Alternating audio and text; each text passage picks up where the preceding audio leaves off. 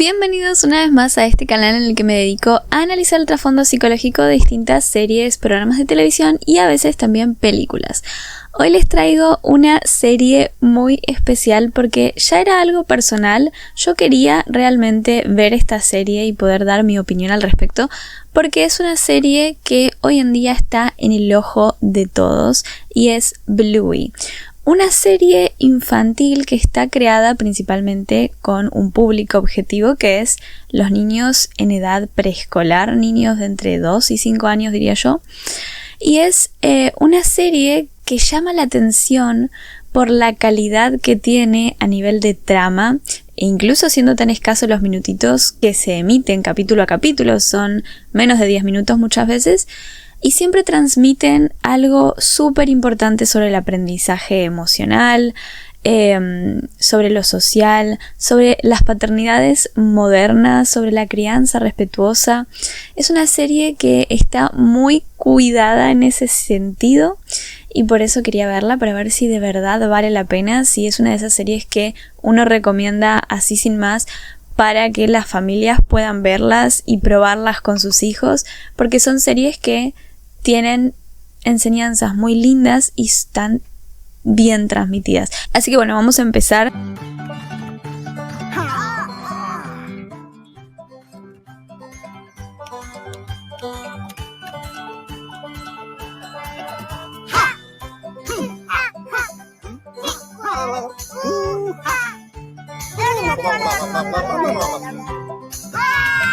Ya sé, la paré muy rápido, pero es que me da mucha gracia porque de verdad los nenes son así, en especial a esta edad como que les divierte mucho esto de estar imitando, a veces lo hacen incluso para molestar y si ve que eso le molesta a sus cuidadores lo van a hacer todavía más para llamar su atención y para generar una reacción muchas veces. Incluso nenes que quizás ven a sus papás ocupados o que quizás no pueden prestarles atención empiezan con este juego, ¿no? De imitar para provocar una reacción, para tener un intercambio, un feedback de eso que están haciendo. Entonces sí me parece muy genial que lo estén haciendo en la serie. Vamos a ver cómo se lo toma el papá, a ver qué es lo que hace o si trata de convencer a su hija de que deje de imitarlo. Soy Bluey y vuelo a trasero de mono. Soy Bluey y vuelo a trasero de mono. Bien, podemos estar de acuerdo en eso. Hora de mi paseo matutino. Hora de mi paseo matutino. Me gusta caminar muy lejos y me gusta caminar así, como los chicos de las Olimpiadas.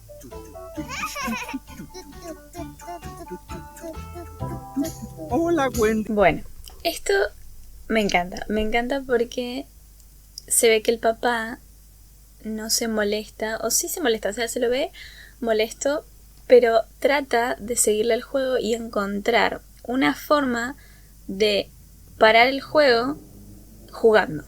O sea, por ejemplo, intentó como insultar a Bluey, como decirle algo feo para que ella lo repita y obviamente provocar que dejara de imitarlo porque no iba a repetir algo que estaba insultando, o sea, a ella misma. Pero no lo logró, ella lo dijo de todas formas. Y después empezó a hacer como una caminata ridícula para que Bluey dejara de hacerlo y entonces lo imitó de todas formas. Y después encontró una vecina y hizo algo ridículo justamente para que Bluey lo imite y ahí Bluey no lo imitó y el papá quedó mal frente a la vecina. Pero de todas formas no se enojó y al contrario le dijo como ¿por qué no me imitaste? Y ahí lo siguió imitando y entonces el papá como que respiró y gritó así enojado, pero siempre dentro del juego y eso es genial porque ¿qué pasa? Hay que entender que muchas veces estos juegos, como dije antes, son para llamar la atención de los adultos, ya sea porque los nenes tienen muchas ganas de jugar, porque te ven ocupado y realmente extrañan poder jugar con uno, o porque quizás te pidieron hace tiempo que jugaras con ellos o quisieras algo con ellos, le prestaste atención y no lo hiciste, o les dijiste que después lo ibas a hacer o que después los ibas a compensar por el tiempo que no habías estado con ellos y no lo hiciste. Entonces buscan otros recursos. Los chicos siempre van a buscar otra vía para obtener aquello que quieren y muchas veces es molestarnos, ¿no? Por eso hay nenes que muchas veces se meten siempre en líos o hacen travesuras, porque saben que de esa manera, cuando uno está enojado, cuando uno les pone un castigo, cuando uno está detrás de ellos y está vigilando que esté cumpliendo con su castigo y demás, están sobre ese niño, están sobre ese hijo. Entonces no digo que lo hagan de manera voluntaria y consciente, pero sí muchas veces de forma un poco inconsciente, un poco involuntaria, se meten en problemas y hacen cosas que no deberían porque saben que así llaman la atención de sus papás, porque así saben que sus papás de verdad y sin importar lo que tengan que hacer van a estar para ellos, aunque sea para castigarlos, para retarlos, para hablar con ellos, para sentarse con ellos, para estar hipervigilantes, para ver que hagamos las cosas bien. Obviamente eso se torna un problema, no está bueno, pero es un recurso que tiene esta mente infantil para llamar la atención. En el caso de Bluey, se ve que simplemente quería jugar, tenía muchas ganas de jugar, quizás su papá sabe que su rutina es estar haciendo determinadas cosas, como por ejemplo esto de la caminata. Entonces, para poder pasar ese tiempo con él, decidió inventar este juego, de imitarlo, y de esa forma obligarlo de alguna manera a jugar. Es como que te obligan a estar jugando aunque vos no quieras. Porque hagas lo que hagas, ella te va a imitar. Entonces estás de alguna manera jugando. Estás proponiendo situaciones que ella va a imitar. Y entonces el papá se engancha en el juego. Y creo que eso está bueno, de alguna manera, si podemos llegar a entender que nuestros hijos están intentando llamar nuestra atención, podemos encontrar la forma de proponerles algo, un punto intermedio, para que ellos de alguna manera consigan jugar y nosotros consigamos tener un tiempo de calma, tener un tiempo más de trabajo y entonces posponer un poco el juego, pero no dejarlo sin nada. Por ejemplo, no sé, cuando un chico viene a molestar al padre que está haciendo home office, por ejemplo, bueno, proponerle que haga determinado juego, determinada cosa, como bueno, podrías dibujar tal y tal cosa, o podrías buscar tal cosa en la casa que la necesitamos, y más tarde cuando la encuentres, termino con esto, vamos, me mostrás tus dibujos, o vamos, me mostrás si encontraste o no lo que te pedí, y entonces podemos hacer esta otra cosa juntos. De alguna manera podemos meternos en el juego y no simplemente gritar, enojarnos o marcar territorio de bueno, hasta acá llegó mi límite, estoy trabajando, tenés que saber que estoy trabajando, o tenés que saber que tengo que hacer cosas, estoy ocupado, etcétera, porque al final repetimos ese discurso y no nos damos cuenta, pero siempre es el mismo, que estamos ocupados, que no tenemos tiempo para ellos y lo único que ellos quieren es jugar, y si no tienen a ese otro, su único otro recurso, y eso es, hoy en día es bastante peligroso, es quedarse con un celular, quedarse con una computadora, quedarse con una tablet. Entonces está bueno esto que está haciendo el papá de Bluey, de involucrarse un poquito en el juego y tratar de encontrar mediante el juego una manera de dejarlo, de dejar el juego. Pero igual está enganchado en el juego.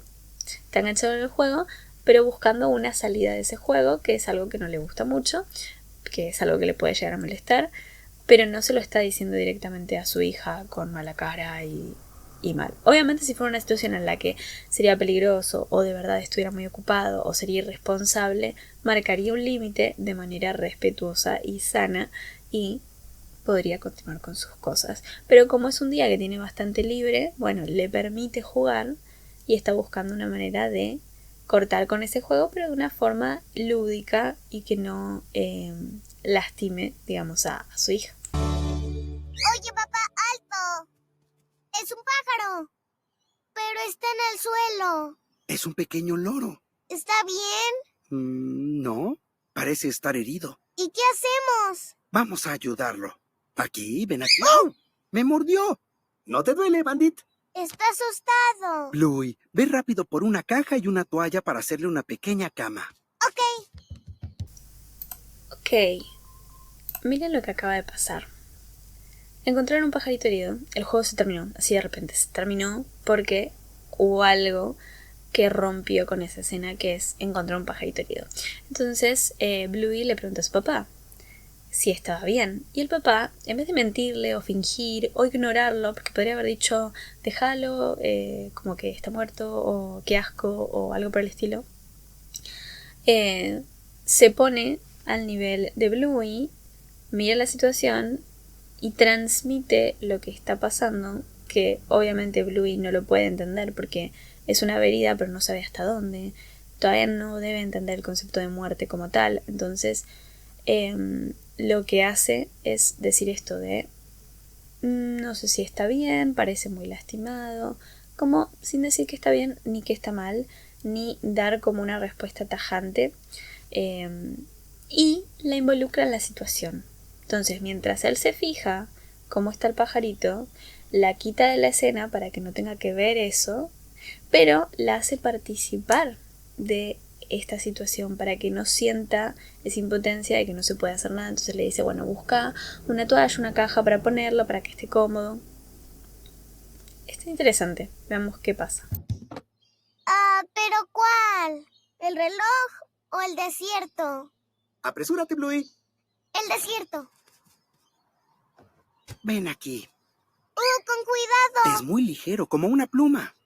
Ahí está, amiguito. Cálido y cómodo. ¿Ahora qué hacemos? Iremos al veterinario. ¿Las aves pueden manejar autos? No. Fíjense en el tono de voz de papá todo el tiempo. Y eso está muy bueno. Bluey llegó a la casa, vio 2 toallas con dibujos diferentes y empezó a preguntarse así como distraídamente, porque obviamente es una niña muy chiquitita, entonces no entiende el nivel de la situación, pero obviamente si el papá reaccionara mal, si el papá reaccionara preocupado, desesperado, ella también reaccionaría de la misma manera. Ella está reaccionando tranquila y con calma porque el papá está tranquilo y calmado. Y eso es lo que yo decía en videos anteriores, de que los niños ven la realidad a través de los ojos y de las reacciones de sus padres. ¿Por qué? Porque no son capaces de comprender todo en el mundo. Entonces toman el ejemplo de aquellos adultos que se ven como figuras hechas y derechas, que obviamente ya tienen su experiencia y son los que saben y son los que cuidan y son ese lugar seguro de los niños.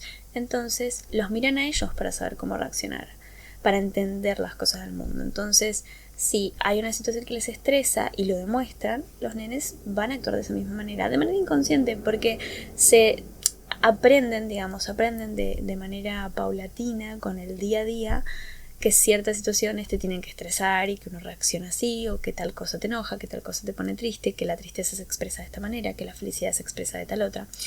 Por eso, la educación emocional es sumamente importante y la comunicación es sumamente importante. En este caso también, cómo comunicar. Entonces el papá, para que Bluey se apresure, le dice como apresúrate, Bluey, y lo dice tranquilamente, pero lo recalca como acordate de elegir rápido algo. Entonces no hace que Bluey se desespere o se sienta culpable por el tiempo que perdió en elegir algo. No, el papá siempre le dijo que se apresure y lo dijo calmado y bien, porque lo único que necesitaba Bluey era ese recordatorio para que agarrara cualquier toalla y volviera afuera. Y entonces Bluey enseguida le empieza a preguntar cosas como si las aves pueden conducir coches, etc. Entonces, digamos como que el padre está ahí para responder cosas, porque esta edad de Bluey es la edad de los porqués y qué es y todo, ¿no? Como todas las preguntas que puedan hacer las van a hacer a esta edad. Y sé que puede ser bastante estresante a veces y hartante, pero otra vez ven el mundo a través de su familia, ven el mundo a través de sus cuidadores principalmente. Entonces, así como uno reacciona y actúa y piensa y siente, bueno, también va a tomar el aprendizaje de aquello que responde o no responde y cómo responde el cuidador. Tampoco medir cada palabra, pero sí estar ahí para responder y responder con seguridad, con certeza, sin negatividad o positividad, sino como, bueno, lo más neutral posible, en especial con temas delicados, pero con la verdad, siempre con la verdad. Y lo que está bueno es que Bluey dijo que vamos a hacer ahora y el padre dijo vamos a ir al veterinario, como ya dio la solución. Eso hace que Bluey también se sienta a salvo, sabe que en este tipo de situaciones su papá va a poder tomar una decisión, va a tener una decisión clara porque él está calmado, porque emocionalmente está centrado y porque sabe tomar una decisión porque justamente está estable. Si él está estable, entonces es más capaz de tomar una decisión y de llevarla a cabo con calma, con paciencia, y poder hacer ese mismo proceso, esa misma ida al veterinario, ese mismo viaje en auto con su hija, teniendo paciencia a las preguntas que haga, teniendo paciencia ante las emociones que se empiezan a desencadenar por este pajarito lastimado. Seguimos. Ellos vuelan. ¿Y si el cinturón no le queda? No te preocupes, sé exactamente qué hacer. Lo cuidas muy bien, papá. Gracias. ¡Está en verde, amigo! ¡Deja tu teléfono! Papi, cuida al lorito. Ok. Acá nos dejaron ver por un minuto que el papá sí estaba preocupado. No es una persona perfecta, no es una persona que siempre está centrada. Pone como prioridad a su hija y que obviamente es una nena muy chiquita y está viviendo una situación como esta por primera vez. Entonces es muy importante cómo él reaccione, pero no por eso siempre va a estar centrado. Entonces cuando estén en el auto, sí hay un momento en el que hay una persona que no avanza y él empieza a tocar bocina y le dice como que tiene que estar concentrado, y entonces en ese momento Bluey le dice como cuida al lorito, como fíjate lo que estás haciendo, y el padre enseguida se da cuenta, se vuelve a centrar, se da cuenta de que Bluey lo está mirando y de que tiene que estar más concentrado en esa situación, porque también es algo que nos pasa mucho, ¿no? Si nuestras emociones nos desbordan, todo nos empieza a salir mal, y cuando estamos apurados más mal nos sale, y más estresados estamos y todo parece que, que sale peor, que tenemos mala suerte. Entonces es importante ver cómo el papá está tranquilo, centrado para conducir bien, para llegar, para ir cuidando al loro, para responder las preguntas de su hija, pero eso es porque está calmado. Y también está esto, ¿no? Que Bluey dice, ¿y si no le queda el cinturón? ¿Y si le pasa algo? Y el papá le asegura, yo sé qué hacer, yo sé exactamente qué hacer para depositar, digamos, toda la seguridad en el papá. Que está bien, porque es muy chiquita. Entonces es importante que lo vea como un lugar de seguridad y de confianza, y que sepa que todo está en sus manos en este momento, que ella solo tiene que acompañarlo y estar ahí, y nada más. ¿El lorito estará bien? No lo sé, parecía muy lastimado. Ok, miren esto. Bluey pregunta si el lorito va a estar bien.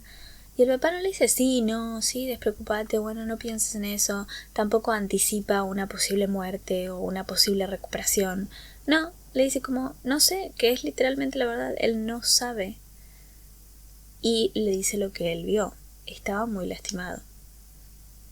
No le da falsas esperanzas, pero tampoco le anticipa algo traumático como que se pueda morir o que estaba muy lastimado, como que es evidente que no va a sobrevivir. No, porque realmente no sabe cuál va a ser la respuesta del veterinario. Entonces le da la respuesta que puede, tranquilo, calmado, le toca la espalda y ya está. Y esperamos la respuesta. Papá, ¿Sí, cariño? no quería que el lorito muriera. Lo sé, yo tampoco. Pero no podíamos hacer nada. No estaba en nuestras manos. ¿Estás seguro de que no iba a mejorar? Sí, lo estoy. Ok. Esto también es importante, porque después de una muerte, acuérdense que Bluey es muy chica, pero igualmente desde los 0 años hasta, por ejemplo, a los 6, de los 6 a los 12 y así, hay distintas concepciones sobre la muerte y todo lo que viene alrededor de la muerte. Entonces, el concepto de muerte se entiende diferente, el concepto de ausencia se entiende diferente, el concepto de la vida es diferente también, y por eso también el lenguaje que utilizamos y la forma en la que acompañamos después del fallecimiento de alguien o de algo, o de alguna mascota o lo que sea, es diferente dependiendo de la edad que tenga ese niño. En este caso, por ejemplo, es su primer acercamiento a la muerte, seguramente. Entonces, una de las cosas que dice es, yo no quería que el lorito muriera. Y el papá le dice que él tampoco. Y Bluey le dice que si realmente está seguro de que no había nada, si sabía que realmente no iba a mejorar. El papá le dice que sí, que está seguro de que no lo iba a hacer. Y le dice que no había nada para hacer, no estaba en sus manos. Y qué importante es esto, porque acá ya vemos que Bluey tiene una forma de comunicarse que obviamente tiene que ver con la crianza de esta familia, en la que ella pone en palabras lo que siente, lo que había sido su deseo y que ahora está triste, y lo demuestra en su cara, en sus gestos, en sus palabras, y también hace las preguntas que de verdad necesita, las puede expresar, y el papá le contesta con la verdad, sin evitar las preguntas y sin endulzar o consolar además, porque creo que lo más importante en estos momentos es poder llegar a consolar a ese niño, quizás con un abrazo, quizás con alguna que otra palabra, y preguntándole si tiene alguna duda, permitiendo y estando abierto a cualquier pregunta que pueda llegar a tener. Nunca un niño va a hacer una pregunta para la cual no esté preparado para oír su respuesta. Entonces sí, obviamente, acompañar esa pregunta, responderla. No necesitamos grandes respuestas. Los niños a veces solo necesitan un par de palabras, algo que aclare algunas cosas o que les dé tranquilidad, como por ejemplo esto que hizo el papá, de quitarle toda la culpa. No había nada que pudiéramos hacer. A veces hay cosas que se escapan de nuestras manos. Bingo, ¿sí? ¿Puedes imitar a un lorito? Ok. Tui, tui. Tu, tu, tu, tu, tu, tu, tu, tu, tu, tu, tu. Ah, hola pequeño. Estás lastimado. Necesitas ayuda. Bingo, muérdeme. Ok. ¡Au! ¡Bingo! Eso no fue una mordida. Fue una mordidota. Bien, analicemos un segundito este momento. Y es que Bluey, cuando llega a la casa y sigue triste, se ve que ya le habían avisado a su mamá, porque su mamá la abraza. Y al rato le pide a su hermanita que imite a un lorito. Y entonces vemos cómo replica todo ese día con el papá y cómo encuentra ese pajarito herido y cómo lo mete en una cajita y cómo se lo llevan en el auto e incluso cómo insulta al otro auto. Entonces ahí vemos de verdad cómo es que observan, qué tan observadores son los niños para después repetir las conductas de los padres en determinadas situaciones. Obviamente es una forma de practicar esos hábitos y practicar esas reacciones y conductas para después, obviamente, ir empezando a aplicarlas en su día a día cuando ocurran cosas similares. Ustedes vean que esto es como una prueba de algo que después se asimila y se empieza a aplicar a situaciones semejantes, que pueda llegar a ser adaptativo, reaccionar ya sea por enojo, por tristeza, insultar. Entonces vemos cómo las personas se van adaptando a las distintas situaciones de vida dependiendo de sus experiencias de vida. ¿Y de dónde vienen esas experiencias? De la observación de los mayores y de sus propias experiencias, cómo ellos son tratados por sus cuidadores y por su entorno, y cómo ellos ven que sus cuidadores y su entorno se relacionan entre sí, y entonces lo empiezan a aplicar, y el resultado de esas primeras experiencias donde aplican aquello que han observado y que han sentido en carne propia, después se empieza a aplicar a situaciones en la escuela, cuando empiezan a escolarizarse, de adultos en el trabajo, en la facultad, etc. Entonces esta época es muy importante porque de verdad todo, o sea, el primer paso es observar el entorno, observar cómo la tratan a ella también. Por eso es tan importante cómo tratamos a nuestros hijos y cómo nos tratamos nosotros entre nosotros, ¿no? O sea, cómo nosotros tratamos al resto y cómo nosotros tratamos a nuestros hijos. Porque esas son las dos cosas que ellos observan y asimilan para después replicar ellos mismos en situaciones semejantes. Y acá vemos que Bluey imita tanto lo bueno como lo malo de su papá. Y obviamente esto lo está haciendo para procesar esta pérdida que fue dolorosa. Es una situación muy dolorosa. Y esto lo voy a explicar un poquito más adelante, pero lo que sí quería mencionar es que la mamá acá también tiene un rol activo, y lo lindo de esta serie es que vemos cómo pusieron a trabajar a todos los personajes. No es que esta fue una historia nada más de Bluey con su papá, sino que cuando vuelve a la casa también aparece su hermanita, y también su mamá empieza a tener un rol activo en este procesamiento de la pérdida, esta situación dolorosa. Entonces la mamá participa activamente en el juego de Bluey, dejándose hacer lo que Bluey quiera, y respetando las leyes del juego de Bluey para que este juego sea lo que ella necesita para procesar esta situación dolorosa. Está ahí, está presente, no está preguntándole cómo se siente, no está preguntándole por el hecho, no está como tampoco evitando a Bluey o está súper atenta y vigilante a lo que le pasa, sino simplemente como, bueno, me vino a buscar, quiere jugar, perfecto, vamos a jugar, observo el juego, actúo como ella quiere, veo lo que necesita y estoy atenta por si tiene alguna pregunta o por si necesita algo. Vamos a ver cómo sigue. Espero que Lorito esté bien, pero creo que no lo estará.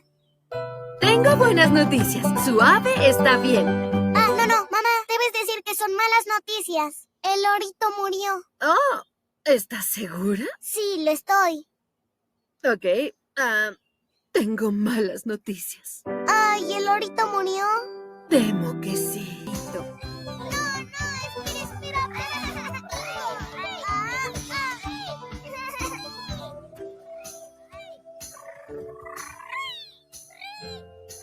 Así no querías que fuera el juego, ¿cierto? No, pero está bien. No hay nada que podamos hacer. Está fuera de nuestras manos. Oye, Bluey, me di cuenta de que ya dejaste de imitarme. Bien, vamos a analizar un par de cositas de esto, que también está bueno. Bueno, al final la mamá le dice como que el lorito estaba bien y Bluey le dice, no, mamá, tenés que decir que se murió. ¿Por qué? Porque Bluey quiere repetir exactamente lo que pasó y esto lo voy a explicar de una manera más específica para que se entienda. El juego en los niños es un recurso para asimilar cualquier hecho doloroso o que sea muy difícil de procesar por nuestro psiquismo. Entonces, los adultos tienen otros mecanismos, los niños no tienen esos recursos todavía. Entonces, juegan. Muchas veces en su juego escenifican situaciones traumáticas que han vivido y lo hacen de manera repetitiva. Muchas veces lo imitan tal cual para encontrar, para pensar, repensar y asimilar aquello que vivieron, como en el caso de Bluey. Y otras veces es para tener un rol activo en el juego cuando en la realidad fueron pasivos. Entonces quizás, si sufrieron un accidente, en este caso en vez de sufrir un accidente van a ser quienes curen a la otra persona que tuvo el accidente. Como que van a tener otro rol. Quizás para poder expresar aquello que les hubiera gustado que les pasara en el caso de que hubiera sido de otra manera, y a veces tomando de verdad un rol activo. Quizás en ese momento, en la situación que vivieron, les gustaría haber dicho algo que al final no alcanzaron a decir, o les gustaría haber hecho algo que al final no alcanzaron a hacer, y entonces después en el juego recrean eso con las modificaciones que les hubiera gustado haber tenido, digamos, en esa realidad. Pero bueno, muchas veces esta experiencia dolorosa se puede transformar en algo lúdico y pensarla de otra manera y que el cerebro infantil pueda asimilarlo. ¿Por qué? Porque cuando ocurre algo que es traumático, como en el caso de un acercamiento a la muerte, sube, digamos, la tensión en el psiquismo y al no tener los recursos para asimilarlo, porque Bluey es muy chiquita, cualquier niño a esa edad no tendría los recursos para procesar eso, para procesar algo para lo cual todavía no entiende el concepto de muerte, no entiende lo que significa la pérdida, es algo triste, algo que toca lo emocional y quizás no tiene las explicaciones ni la información suficiente como para darle lugar a eso. Entonces, esa tensión queda ahí flotante en el psiquismo y de alguna manera para reordenar esto, enlazar todo, se utiliza el juego. Y en el juego, como recurso espontáneo, el niño puede reordenar sus experiencias y asimilarlas. Por eso ella quería repetir exactamente todo como había ocurrido y tomando el rol de su papá, como bueno, mi papá que tenía la razón, que no es nuestra culpa, que no había nada más que hacer, que él sabe qué hacer, sabe exactamente qué hacer y deposita toda su confianza en él.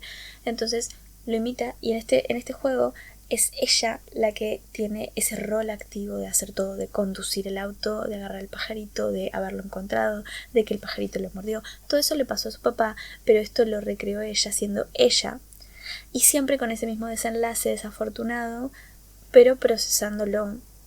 Hasta similar la respuesta que le dio el papá, que es: no estaba en nuestras manos, no había nada que hacer, el pajarito iba a morir de todas formas. Y finalmente acepta ese desenlace. Y cuando el papá viene, aparece y dice: al fin dejaste de imitarme, y ella dice: sí, pero en realidad no lo dejó de imitar. Esta vez sí hubo una imitación, pero mucho más simbólica, ¿no? Que tiene que ver con imitar a ese ejemplo, digamos, ese modelo a seguir, más que imitar sus acciones tal cual. Así que bueno, ese fue el video de la semana, espero que les haya gustado. Me encanta esta serie, creo que voy a analizar un par de episodios más. Si me dicen en los comentarios cuál quieren que analice próximamente, me lo pongo en una lista y los voy analizando, porque de verdad me parece una serie súper bonita y es tremendo cómo es el guión y cómo son los personajes y cómo está tan cuidado esto de que aparezcan todos los personajes, que cada uno tenga su rol activo, que sea muy adecuado con lo que una familia puede vivenciar, y que toque temas tan importantes como estos sin volverlos traumáticos o que cambie el tono de la historia, sino siempre como con la tranquilidad y como bajando la información a los niños. Hay muchas cosas que el niño puede observar y que quizás no entienda, como la reacción del padre, el lugar del padre, el dilema del padre entre mostrar su preocupación y entre mostrarse calmado para su hija, que eso sí lo pueden captar los adultos que estén viendo esta serie con los niños. Entonces me parece muy lindo que sea algo que ambos pueden disfrutar, tanto niños como adultos. Así que bueno, nos vemos la siguiente semana. Recuerden comentar, dar like, compartir, suscribirse acá en YouTube y obviamente también en Instagram, porque ahí subo contenido casi todos los días. Nos vemos.